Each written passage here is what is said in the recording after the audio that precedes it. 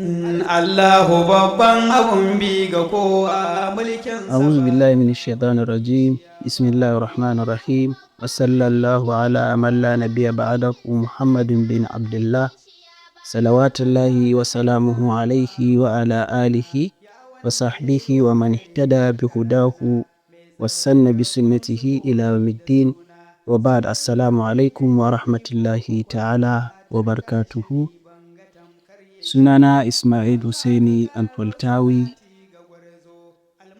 CEO kuma founder na Edo Hausa.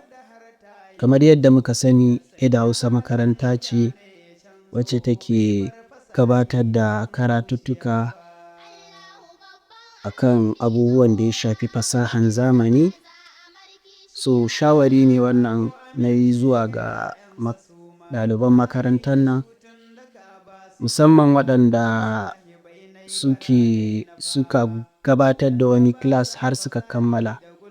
So wannan shine yayanmu na biyu kenan a physical class.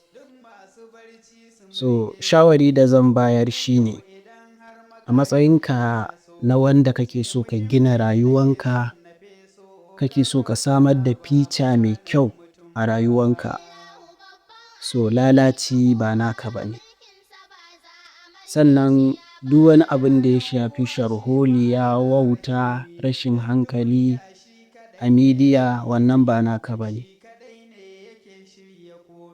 Menene a gabanka shine gina kanka, samar da ingantaccen rayuwa da kuma neman abin da zai kyautata gabanka domin kai ma ka zamo ka yaɗa alkhairi kuma an samu wannan alkhairi ɗin an amfana a duniya gabaki ɗayanta. Saboda haka dole ne duk wani wanda yake son gina rayuwansa ta kyautata ya kasance na farko ya inganta ambition ɗinsa, ma'ana burinsa ingantacce ne. Kada ka zamto kawai kai da mara manufa rayuwanku iri ɗaya.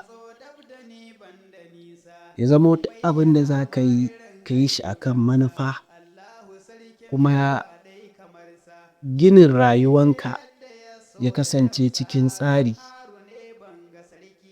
Let's say kamar a ce maka wadda ya karanci ilimi ne na abin da ya shafi gini da kuma wanda baya da iliminsa.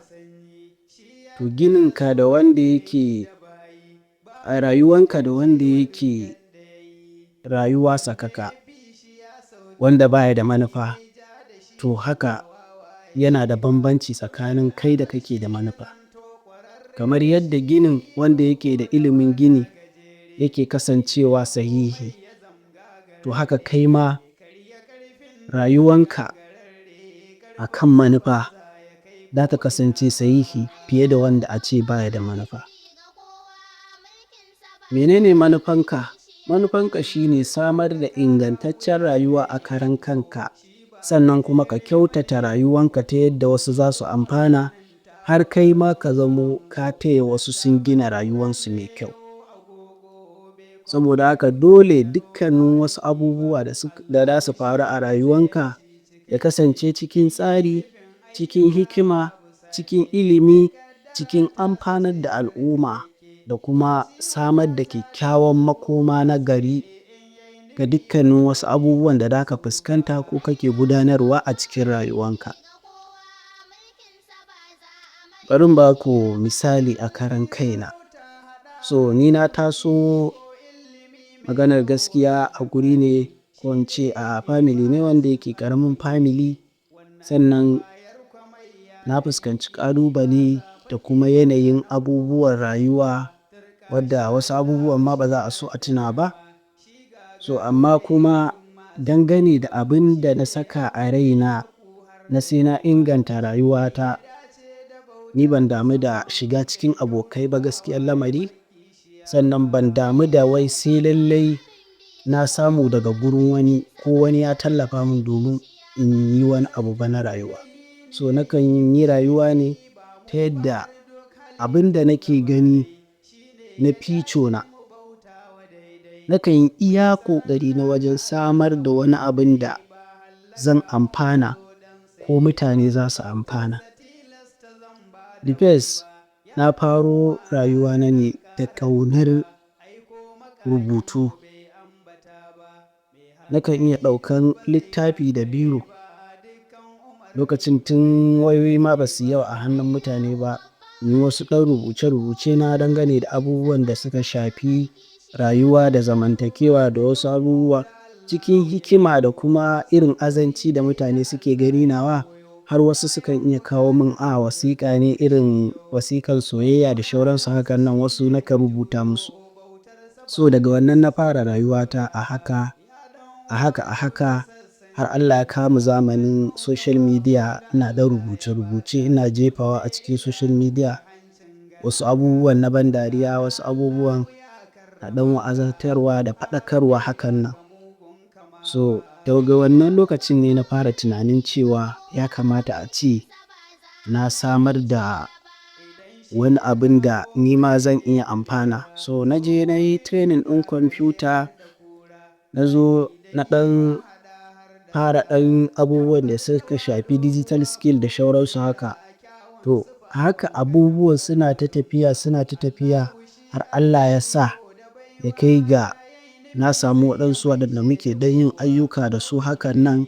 A ɗan baka 1,000, 2,000, 3,000 kana ɗan yin designing, poster ne, banner ne da shauransu. To a wannan lokacin na fara tunanin me zai sa in ɗan innovating wasu abubuwan, in koyo wasu abubuwan. So har na je na fara koyon abubuwan da za ka ɗan samu kuɗi a kafofin sadarwa da shauransu. So wannan ambition ne wanda take mai kyau, wanda idan har ka kafu a kan ra'ayin cewa kana so ka taimaki kanka da taimakon rayuwa, to akwai abubuwan da za ka fuskanta na ƙalubale da yawa. Ban yi maganan ƙalubale ba ne saboda kar in karya mana gwiwa, saboda a wannan irin rayuwar da na yi na fuskanci wasu ƙalubalen da inda a ce ba a kan manufa na nake ba da na yi saurin sauka, da kuma na haƙura, kuma zai kasance na yi asarar rayuwan gabaki ɗaya. Don shi ne asalin abin da nake so. So in na je na ɗora a kan wani abin da ba shi ne buri na ba, to zai iya kasancewa na sare ko kuma na samu rashin ƙarfin gwiwa na bar wannan abun har kuma ya zamto min matsala a rayuwa, kuma daga baya in zo ina ɗan da na sani. So amma da ke wannan shi ne asalin passion ɗina, sai na dage a kai kuma Allah ya taimake ni. A yanzu dai ba za mu ce mun yi kuɗi ba amma dai muna da rufin asiri. Allah ya taimake mu, ya taimaki dukkanin ɗaliban da suke cikin wannan makaranta, waɗanda suka gama, sannan waɗanda suke ƙoƙarin shiga da waɗanda kuma suke ciki.